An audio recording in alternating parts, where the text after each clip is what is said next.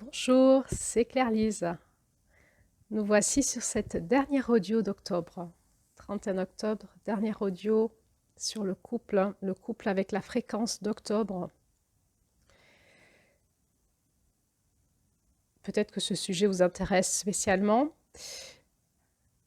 La fréquence qui est responsable de la guérison de notre couple est la fréquence de juillet, la fréquence jaune, celle qui aime toutes choses. Et on avait donc ce mois de juillet une cinquantaine d'audios pour parler de tout ça. Et depuis août, je vous propose une audio spéciale sur quel serait donc ce couple qui, depuis juillet, se met en route vers l'amour et quelles seraient les différentes étapes qu'on aurait à vivre si on laissait vibrer en nous ces fréquences-là. Donc août, il y a une audio, le couple en août, le couple en septembre, et donc on arrive sur le couple en octobre. Les lunes dans le paradigme que je propose, qui est sur ce podcast. Ce podcast, c'est un podcast qui étudie et qui enseigne, en fait, qui transmet les enseignements de femmes amérindiennes sur les énergies du féminin sacré. Dans notre roue de médecine, les lunes de août à janvier sont les lunes responsables de la fréquence du féminin sacré. Donc, en vous proposant ces audios sur le couple, je vous propose un nouveau regard si dans nos couples on faisait plus vibrer un peu plus de féminin et pourquoi pas un peu plus de féminin sacré, qu'est-ce que ça donnerait?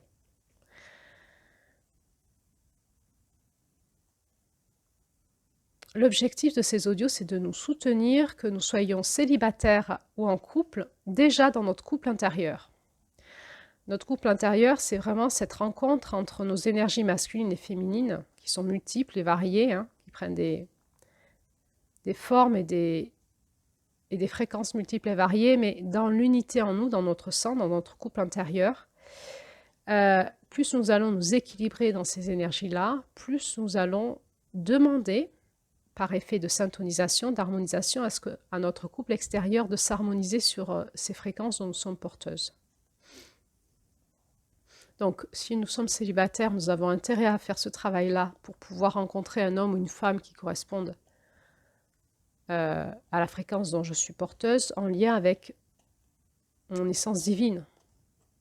Et là, c'est ce couple qu'on attendait depuis toujours, et il va pouvoir enfin passer dans la matière parce que je suis allée le tisser en moi, le chercher en moi. Je suis allée le retrouver en moi et j'ai permis à ce rêve de passer dans la matière grâce au travail intérieur que j'ai fait, avec la tisseuse entre autres. Si je suis déjà en couple et que mon couple est en évolution et que ça bouscule un petit peu dans mon couple, eh bien il est possible que nos énergies de couple demandent à évoluer et que cette évolution nous sera favorable d'une façon ou d'une autre. Il y a un passage qui se cherche, il y a quelque chose qui veut changer, qui veut évoluer et qui veut aller dans quelque chose qui est plus juste pour nos âmes. Et donc ça peut bousculer au sein du couple. Et puis on ne sait pas si ça bouscule beaucoup, on ne sait pas si on va pouvoir continuer ensemble ou pas. Et dans ce questionnement-là, de mon point de vue, il y a plusieurs aspects à regarder. Le premier, c'est le destin, en fait. Si nous avons un couple qui est prévu par notre destin, je renvoie aux audios de juillet là-dessus, eh bien, à un moment, il faudra que je me sépare si la personne avec qui je suis n'est pas le couple prévu par mon destin, parce qu'il faudra que je rencontre quelqu'un d'autre pour créer un couple. Et il fallait vraiment que je rencontre cette personne et que je crée ce couple parce que c'était important pour mon destin et pour le destin de la personne. Donc, de toute façon, j'ai beau résister, à un moment, ça sera plus possible. Maintenant, si dans mon destin, la notion de couple n'est pas fondamentale, c'est-à-dire que je ne suis pas destinée à créer un couple particulier avec une personne, mais que ce qui est important pour moi, c'est l'évolution de ma conscience dans le couple. Alors c'est mon âme qui va me guider et va me dire est-ce que je peux évoluer avec cette personne? Est-ce qu'on peut continuer à évoluer? Dans ce cas-là, ben, il y a déjà beaucoup de choses qu'on a créées ensemble, peut-être de l'attachement déjà, puis peut-être qu'on a des enfants ensemble, et puis peut-être qu'on a une maison ensemble, et puis qu'on a créé une famille. Et peut-être que dans mon être profond, ça va me dire ça vaut pas la peine de tout détruire, mais on peut réharmoniser, on peut faire évoluer notre couple comme ce mandala que je vous ai montré dans les vidéos sur la cinématique. On part d'une onde de forme, on va le faire monter en fréquence, ça va faire un peu de chaos, crise de couple, et on va changer de fréquence et créer un nouveau couple. Et peut-être que c'est possible ensemble. Mais pour que ça soit possible, il faut que les deux soient volontaires, qu'il y ait une augmentation de conscience. Il faut que les deux âmes veuillent faire ce passage d'augmentation de conscience. Qu'est-ce qui va se passer s'il y en a une qui le désire et l'autre pas, l'autre qui ne veut pas bouger, qui est dans ses résistances au changement? Eh bien, ça va créer une déchirure de toile. Hein. L'un va rester sur la toile ancienne, l'autre va changer de fréquence et passer sur une nouvelle toile. Et soit celui qui est resté sur la toile ancienne, il va avoir super peur, il va se dire oula, elle ou il s'éloigne. Donc finalement, ça va l'aider à activer la vitesse supérieure et à changer de toile aussi. Vite, vite, vite, vite, avant qu'il ou elle parte définitivement. Et donc, on va se retrouver à nouveau sur cette nouvelle toile ensemble et on va pouvoir se retrouver et continuer à s'harmoniser. Mais ça, c'est une question de chemin d'âme et de libre arbitre. Hein. On ne peut pas forcer quelqu'un à rester à notre niveau, c'est-à-dire on ne peut pas empêcher quelqu'un de faire une montée vibratoire. On peut le lui reprocher, on peut lui dire depuis que tu vois une psy, que tu fais du développement personnel, depuis que tu fais des groupes de femmes ou des cercles d'hommes, tu changes, tu t'éloignes de moi, je sens que tu n'es plus la même, à cause de toi notre couple va mal, tout est ta faute, avant ça allait mieux, tu as changé, ça ne me convient plus. On peut essayer de retenir l'autre, hein, mais c'est impossible. Hein. Une fois qu'il y a l'activation et la soif, hein, que l'âme appelle à changer de fréquence, euh, on peut essayer de manipuler, de coincer par la culpabilisation, mais à un moment, ça va ne faire qu'accélérer la séparation parce que la personne qui change de conscience, elle ne peut plus entendre ce genre de discours. C'est fini. On sent que c'est fini. Ça ne prend plus. On n'a plus envie de ça. On est passé à autre chose. On passe à autre chose. Et voilà, ça peut arriver, ce genre de discours. C'est un temps. Hein, c'est des résistances au changement.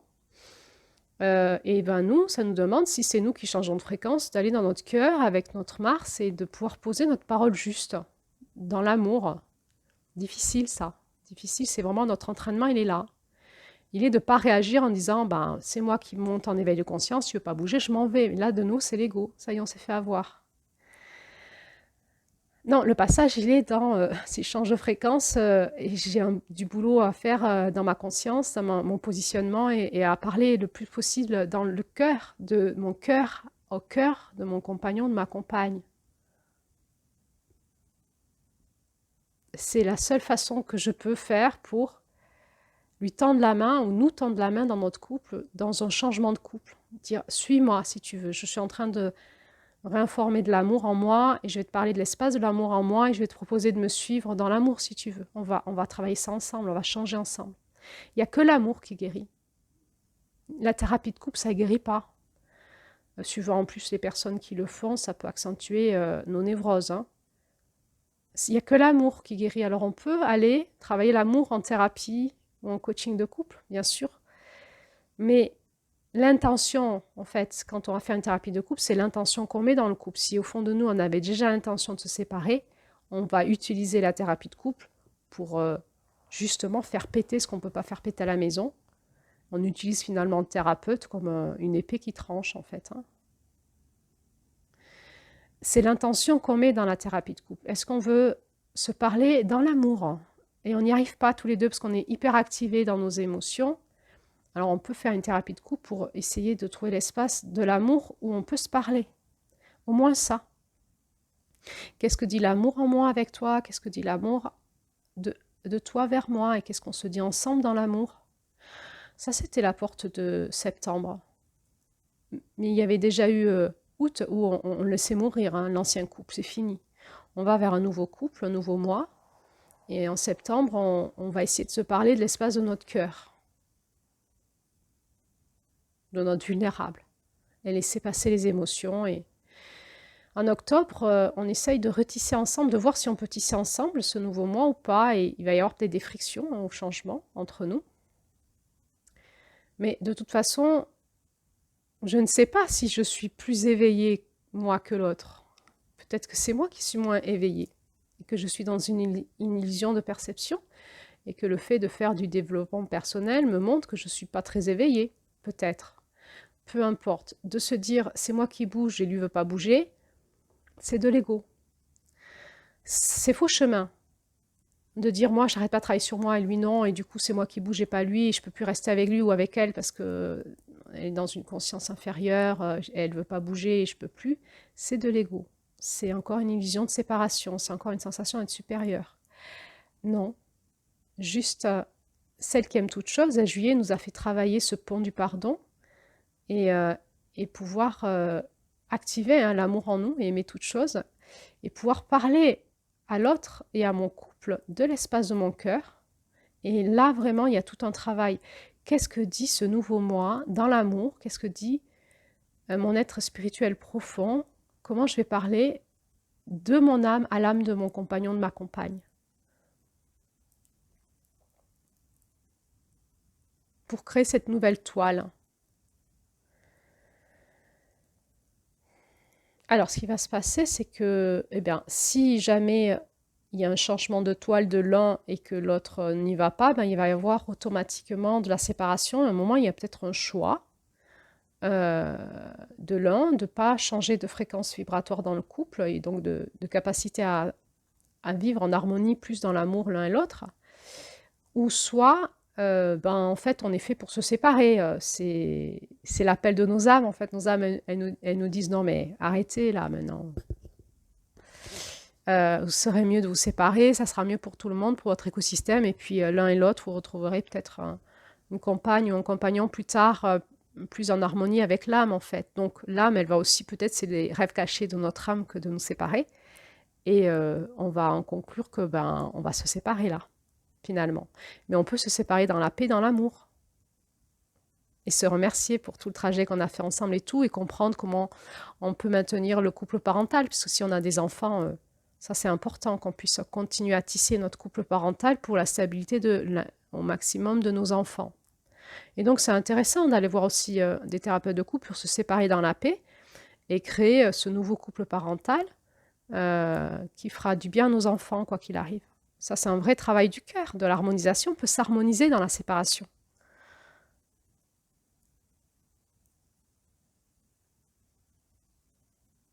Et puis peut-être qu'on va, il va y avoir peut-être un décalage, que l'un va amorcer un changement de fréquence dans le couple, que l'autre va être un peu décalé et va s'affoler, va aussi changer de fréquence, il va se sentir bousculé par l'autre et il n'aura pas le choix.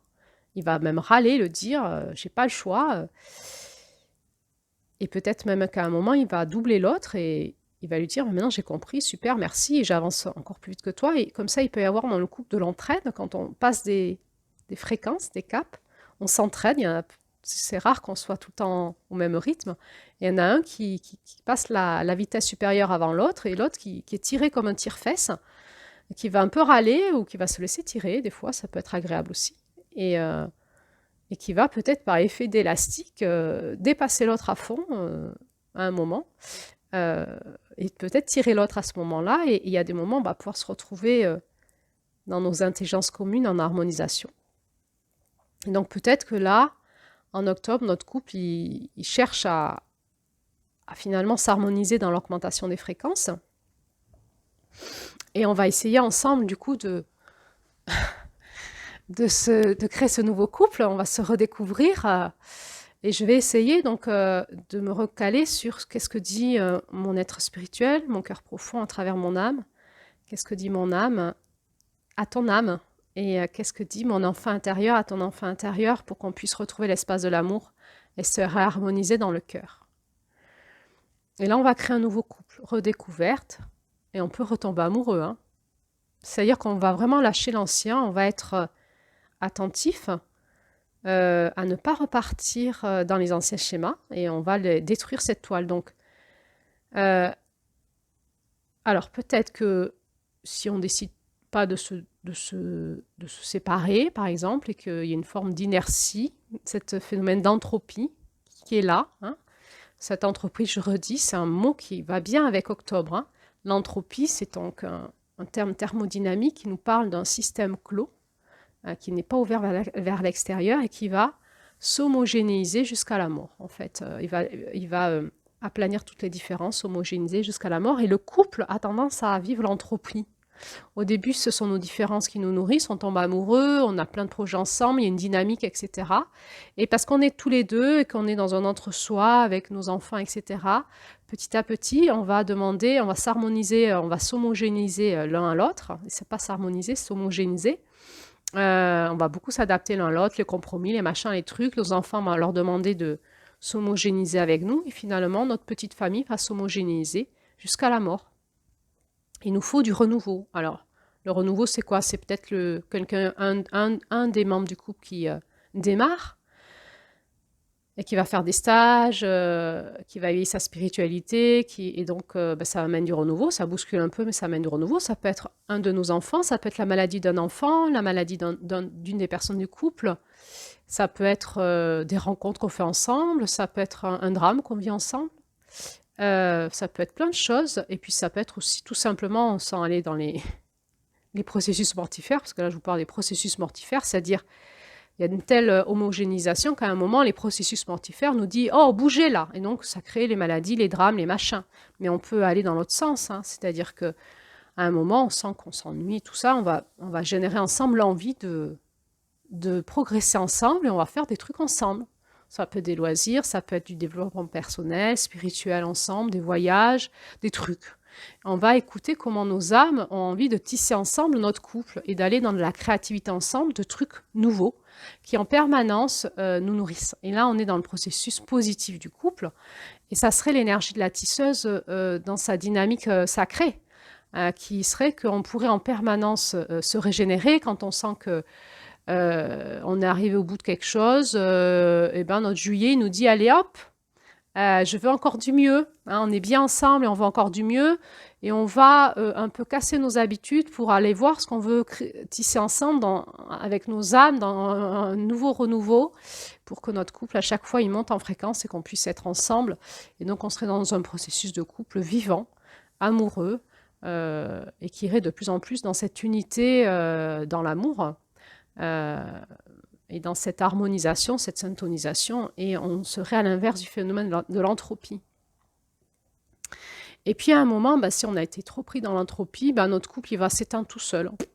C'est fini, il n'y a plus de vie, il n'y a plus d'amour, le souffle sain ne passe pas, le souffle d'amour. On a peut-être essayé de le réanimer un peu, mais ça n'a pas marché, et puis il va s'éteindre tout seul, on va s'ennuyer, puis un jour on sera d'accord de se séparer d'un commun accord, parce qu'on s'ennuie trop ensemble en fait.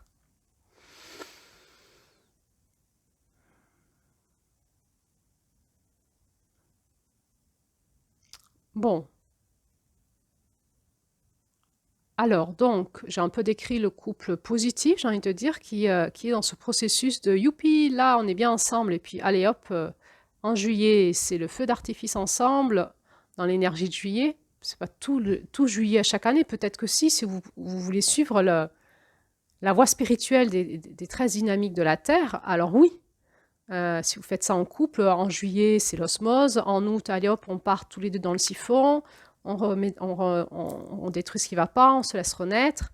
Et en septembre, on se remet de cœur à cœur. En octobre, on va essayer d'entendre nos âmes, comment elles veulent tisser ensemble, créer nos projets d'avenir, faire passer nos rêves de couple dans la toile.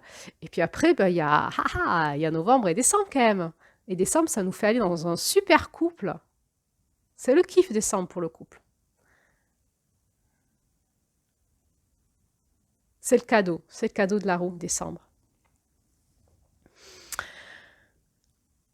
Bon, maintenant, peut-être que, en fait, on n'a pas envie de faire ce processus, cette voie spirituelle, en fait, du féminin sacré, finalement. C'est une nouvelle voie spirituelle que moi je suis en tout cas et que proposent les femmes aujourd'hui pour aider à réintégrer chez les femmes de plus en plus leur féminin sacré et chez les hommes aussi d'y avoir accès et d'honorer en fait la terre dans nos couples et dans nos familles et de pouvoir faire passer ces rêves de l'humanité ensemble et de les créer ensemble.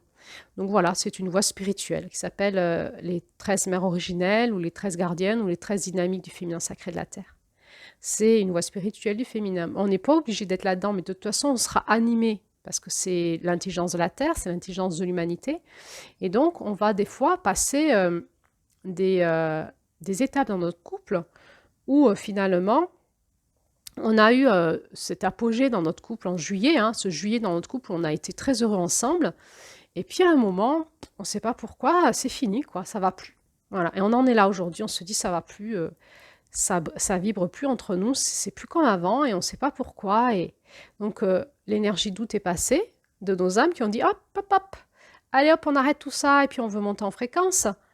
Et puis du coup, ça nous a bousculé, on a pleuré, on a fait des crises dans Monde Vulnérable, on a essayé de parler de cœur à cœur, peut-être qu'on allait voir des thérapeutes et on en est en octobre. Et en octobre, on est là en train de se dire qu'est-ce qu'on fout ensemble? On continue ou on continue pas? On arrête ou on arrête? Ou on continue? Mais si on continue, c'est une autre toile qu'on tisse, c'est plus la toile de l'ancien, c'est plus possible, ça se déchire. L'ancienne toile se déchire et il y a une proposition d'une nouvelle toile. Alors comment on fait pour s'accompagner à passer ce cap si finalement au fond de nous, on est quand même désireux de rester ensemble? Je veux dire au-delà du destin. Si le destin, si nos âmes nous disent non, il faut vous séparer, on se séparera de toute façon. Mais admettons que c'est pas le cas en fait et que on pourrait continuer ensemble et continuer ce beau projet de couple qu'on a déjà créé dans la matière et continuer à l'honorer et à l'accompagner pour le faire monter en fréquence dans un nouveau couple avec plus d'amour, plus de féminin peut-être, plus de conscience. Alors comment on fait? Eh bien, selon ce que je vous ai proposé hier, on va commencer par lâcher notre couple à notre divin.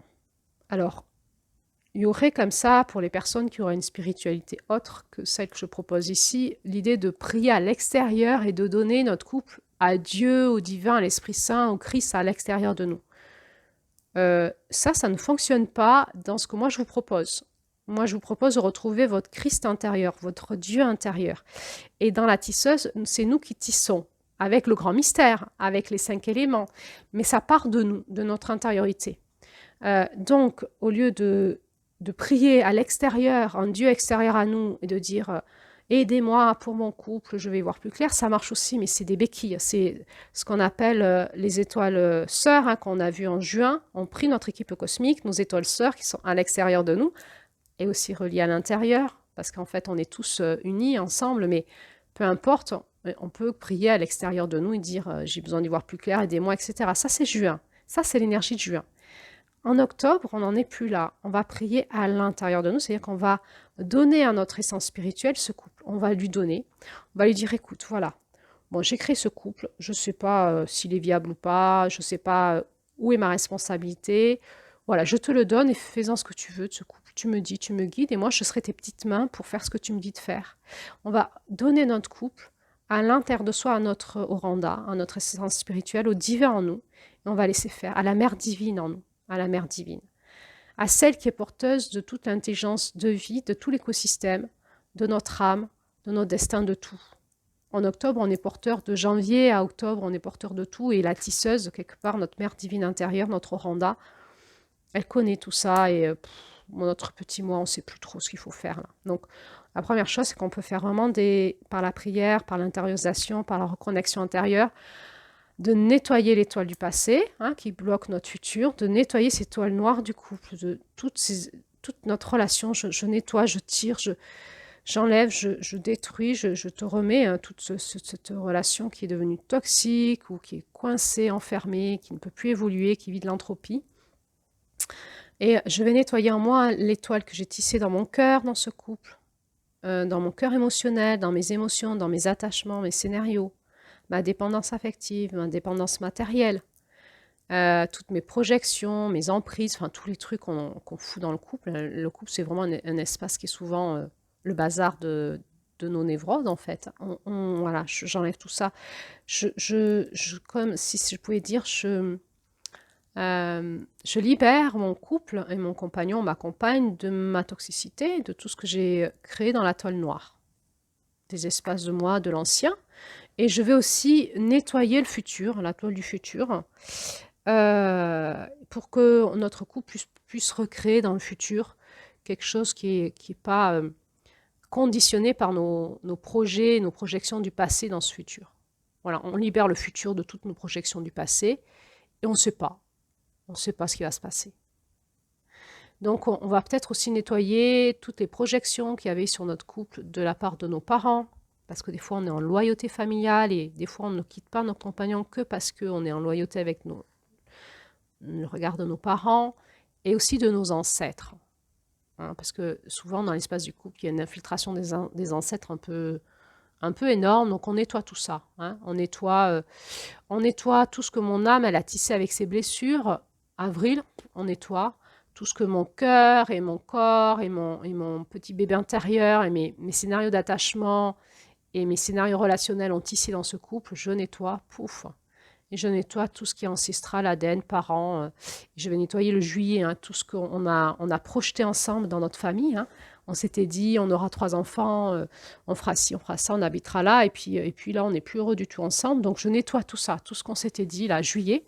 Et on va laisser la guérisseuse août faire son phénomène de siphon. Et c'est la première chose qu'on fait. Et on va prier notre Randa en disant, je te remets mon couple. Moi qui tisse dans mon couple. Moi qui tisse dans mon couple, et je te remets mon couple. Et on lâche. On lâche à cette fréquence divine en nous, et on laisse faire. C'est le féminin. On laisse faire dans le féminin.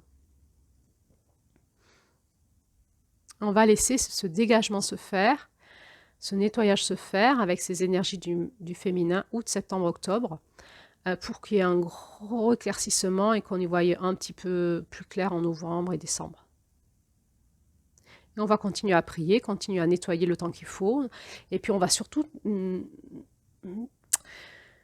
Comment dire ça? On va libérer notre couple de nos projections intérieures qui n'étaient que les projections de notre propre couple intérieur. Donc on va beaucoup travailler notre couple intérieur de moi à moi, mon masculin, mon féminin, mon masculin, mon féminin, mon masculin, mon féminin, tout en nettoyant mon couple.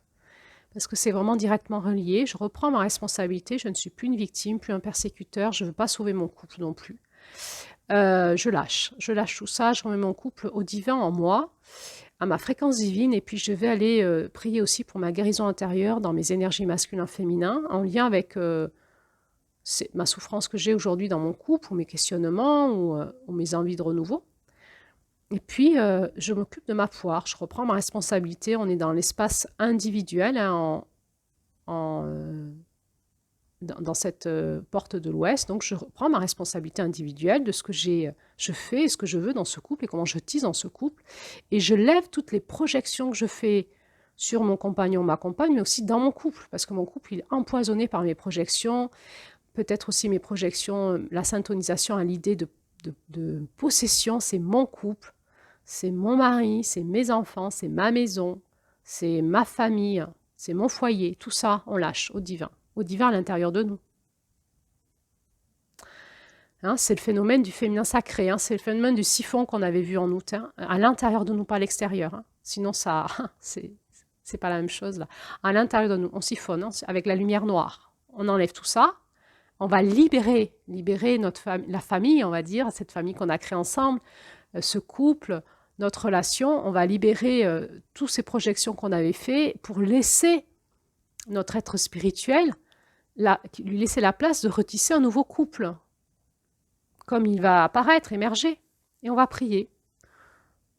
Prier, c'est juste remettre, écouter les réponses, la consolation. Peut-être qu'on va on va y voir clair à un moment. On peut prier pour la justice divine si on est vraiment en conflit, si ça se passe mal. Voilà.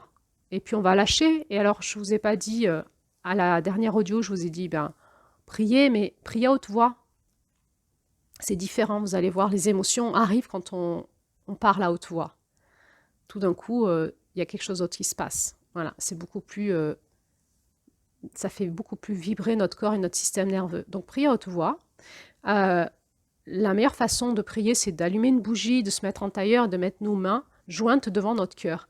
Nos mains jointes devant notre cœur, ça va réassocier notre masculin et notre féminin par les 2 chakras qu'on a à la paume de la main et ça va harmoniser notre énergie au centre de notre cœur et on va se mettre à parler et là tout d'un coup c'est bizarre, on dit des trucs qu'on n'y avait pas pensé, on sait pas ce qui se passe, on est en train de purger un truc, mais parce qu'en fait on s'est unifié, on s'est positionné dans notre centre et tout d'un coup notre centre il va sortir tout ce qu'il faut qu'on sorte, qui était caché. Voilà. Et ça peut faire on peut vraiment beaucoup pleurer, ça nous fait du bien. Voilà. On va prier pour notre couple jusqu'à que le processus émotionnel soit déchargé, nos questionnements, et on va prier pour que notre être intérieur, notre Randa, le féminin divin, l'amour dont on est porteur, réinforme ce couple de ce qui est de nos rêves profonds. Voilà. Et puis on va dire oui. On va dire oui à ce que on va écouter à un moment avec le fil qui arrive, le fil argenté qui arrive. Qu'est-ce que dit mon âme? Qu'est-ce que m'explique mon âme? Qu'est-ce que m'explique mon corps? Peut-être que je peux plus dormir avec lui parce qu'il ronfle et je suis trop fatiguée. C'est des trucs pratico-pratiques. Peut-être que j'ai plus envie de manger les plats qu'il fait, c'est trop lourd pour mon foie. Pratico-pratique.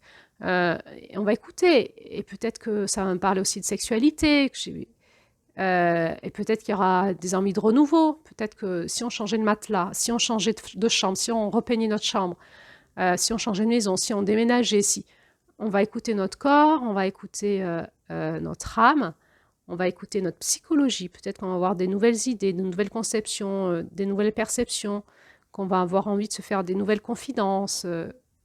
On va laisser émerger cette fréquence de notre Randa dans notre réalité pour le devenir.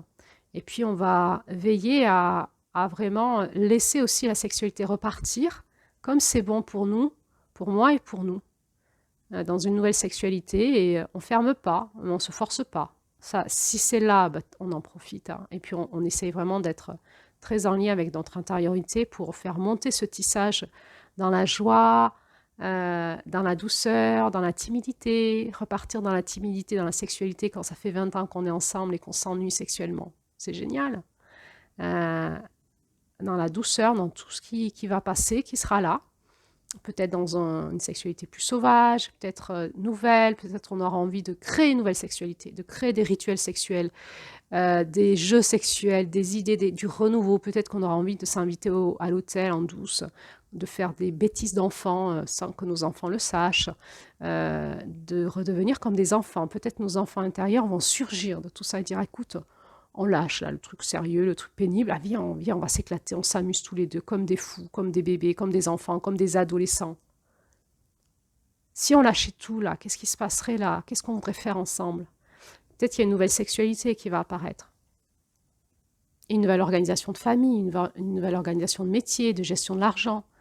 C'est tout ça qui se cherche dans l'énergie d'octobre, c'est une réorganisation du couple sur tous les plans, en lien avec l'écoute plus profonde de notre âme, de notre enfant intérieur, de notre émotionnel, de notre joie dans l'émotionnel. De qu'est-ce que dit la joie en moi, qu'est-ce que dit l'amour en moi.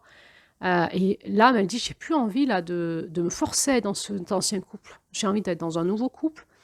Alors, est-ce que c'est possible entre nous? Est-ce que ça va s'harmoniser, se créer ensemble? Est-ce que nos âmes vont pouvoir se parler? Est-ce que nos êtres spirituels vont pouvoir se parler? Est-ce que nos enfants intérieurs vont pouvoir se réanimer, se libérer et se dire, allez viens, on croque la vie à pleines dents, on s'en fout de tout le reste, les parents, les ancêtres et tout ça, la société. Allez viens, qu'est-ce qu'on veut faire ensemble là pour s'amuser tous les deux, pour se faire du bien, pour s'éclater comme des adolescents qui tombent amoureux dans le premier amour, retrouver le premier amour. Nos enfants intérieurs, ils sont porteurs du premier amour, réanimer le premier amour, plus en lien avec notre âme, l'appel de notre âme et l'appel de notre cœur profond, de l'amour profond qui est en nous, de ce souffle d'amour qui nous traverse et qui peut générer un vrai renouveau qui va déplacer des montagnes. Donc peut-être qu'on va être appelé à complètement changer de façon d'habiter, déménager, pourquoi pas aller, tiens, on va aller en Martinique, on va aller au Canada, j'en sais rien moi. Il peut se passer des trucs qu'on n'avait pas prévus, c'est le renouveau qui passe et ça va nous transporter ailleurs, dans une nouvelle dynamique. Et surtout, si on fait de la place en nous, dans notre espace émotionnel, dans notre espace de croyance, dans notre corps, ce que je vous ai proposé hier, eh bien, ça va faire de l'espace aussi dans notre couple et notre couple va pouvoir se laisser redynamiser aussi dans ces nouvelles fréquences. Parce que on est aussi appelé à changer de façon d'être en couple aujourd'hui et aussi dans notre sexualité qui va passer dans une conscience supérieure. Et peut-être qu'on fait, si vous écoutez cet audio, que vous êtes partie des gens qui ont finalement qui ont l'appel de l'âme d'être précurseurs de ce renouveau. Et il faut qu'on balaye ce passé, ces habitudes, ces enchaînements et qu'on aille écouter, c'est quoi d'être dans ces nouvelles fréquences, c'est comment d'être en couple aujourd'hui, dans ces nouvelles fréquences qui nous habitent, qui nous dynamisent du cosmos et de la Terre et de notre nouvelle grille énergétique de nos corps, et qu'est-ce que dirait notre âme qui se laisserait informer par notre éternelle flamme d'amour qui est en nous, notre être divin. Et dans ce conte, on nous parle, hein, dans cette créativité, de ce lien étroit avec les 4 éléments et le grand mystère. Ce grand mystère qu'on a souvent placé, hein, ce Dieu qu'on a placé à l'extérieur de nous, comme si c'était une volonté extérieure à nous, et qu'on devait servir. C'est fini ça. C'est un paradigme ancien, ça n'existe plus. C'était séparateur, c'était un Dieu, c'était un paradigme d'un Dieu séparateur, qui nous séparait de nous. Aujourd'hui, nous revenons dans un Dieu à l'intérieur de nous. Dieu, c'est nous. Nous sommes Dieu. Il est à l'intérieur de nous. Le Christ est en nous.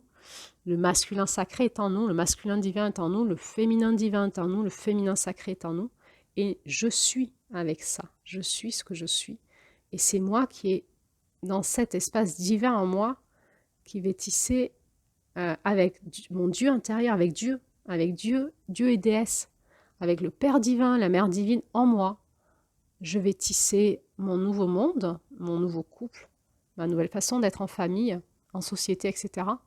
Et c'est comment, du coup, quand je reviens dans cette dynamique, pour être ce nouveau couple, c'est comment? J'en sais rien, en fait, hein. On est dans cet espace de transition un peu chaotique. Alors, on va laisser faire, on va effondrer, on va accepter de lâcher, de tout lâcher, nos peurs, nos dépendances, tout, on lâche, on lâche, on lâche, on lâche, on lâche. À l'intérieur de nous, on fait partir dans le siphon. Et puis, on va se laisser réinformer. On va se laisser réinformer. On va se connecter vraiment à notre cœur profond, à notre oranda. Et cet espace-là de nous, notre être divin, notre Dieu à l'intérieur de nous, va nous dire comment c'est pour nous, ces nouvelles fréquences en lien avec ce passage-là, et ces nouveaux couples qui appellent. Alors, est-ce que c'est possible qu'on reste ensemble ou finalement c'est plus ensemble? Est-ce que je dois passer une période de célibat? Ou si je suis célibataire, est-ce que c'est maintenant que je dois rencontrer quelqu'un et me préparer? Ou encore célibataire un temps? Ou comment c'est en moi? Et je lâche, si je suis célibataire, je lâche toutes les projections que j'ai faites sur mon couple du futur. C'est la même chose, je n'ai pas parlé, on peut faire la même chose pour les célibataires. Enlever toutes les toiles du futur qu'on a créées dans notre ancien moi. Libérer toutes les projections qu'on a fait sur certaines personnes. Certaines personnes aussi ont fait des projections sur la notion de flamme jumelle ou de dame d'unité. Je vous en ai parlé aussi en juillet. Lâchez ces toiles noires là. Lâchez, ça vous enferme trop aujourd'hui. Lâchez tout ça. Nettoyez votre cœur, votre spiritualité, votre âme. Dégagez tous les coyotes qui étaient là-dedans, tous les parasites énergétiques et tout ça. Nettoyez votre sexualité. Nettoyez votre utérus, votre vagin, vos ovaires, vos chakras du bas, votre féminin sacré. Nettoyez votre utérus, votre conditionnement sexuel, votre kundalini, votre conditionnement sexuel. Nettoyez tout. La toile de la sexualité, tout. Vous nettoyez, que vous soyez en couple ou célibataire. Vous remettez ça au divin et vous vous laissez réinformer dans le féminin sacré, dans cet espace en vous profond de cette toile qui va se retisser avec les 4 éléments et le grand mystère. Avec votre oranda, bien sûr, le rêve profond de votre âme. Et on laisse ce nouveau couple émerger comme il sera.